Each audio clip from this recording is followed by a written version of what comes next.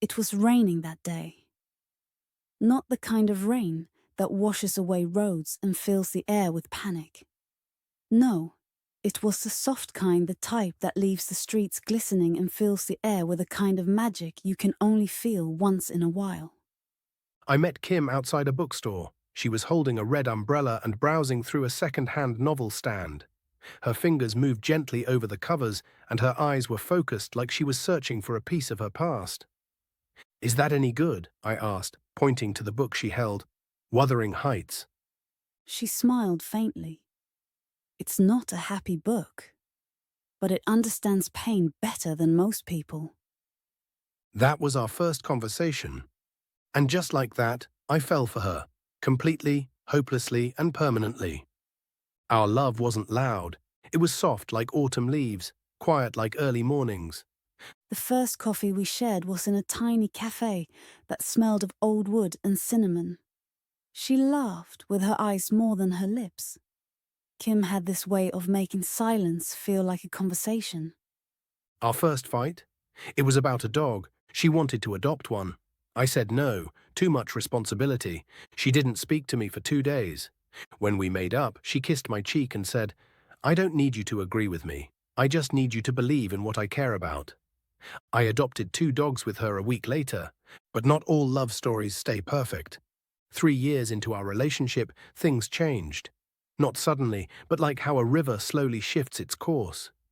We were still us, but the silences started feeling heavy. She'd stare out the window more often. I'd stay longer at work, pretending I had meetings.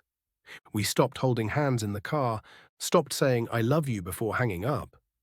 Once I asked her what was wrong, She simply said, "I don't think you see me anymore." and she was right. I had started loving the idea of her, not the version she was becoming. One winter evening, Kim packed a small bag and left. No fights, no shouting. Just a note. "I love you. I always will.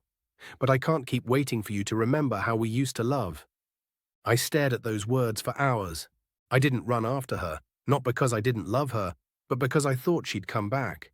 I believed love always returns. Weeks passed, then months. I saw her once, at a bookstore. She was smiling at another man, her eyes still lit up, but not for me anymore. I walked out quietly before she could see me. A year later, I received a call.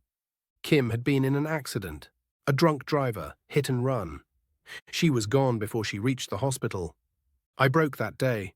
Not like in movies, no screaming, no throwing things. Just quiet, heavy, hollow. At her apartment, her parents handed me a sealed envelope. It was titled, "In case I never get to tell you this." With trembling hands, I opened it. Dear Raghav, if you're reading this, then life played its cruel part. And I'm sorry I left you in silence again. I want you to know I never stopped loving you, even in those months we were apart. Even when I smiled at someone else, I always compared them to you. You were my first thought in the morning and the last name in my prayers.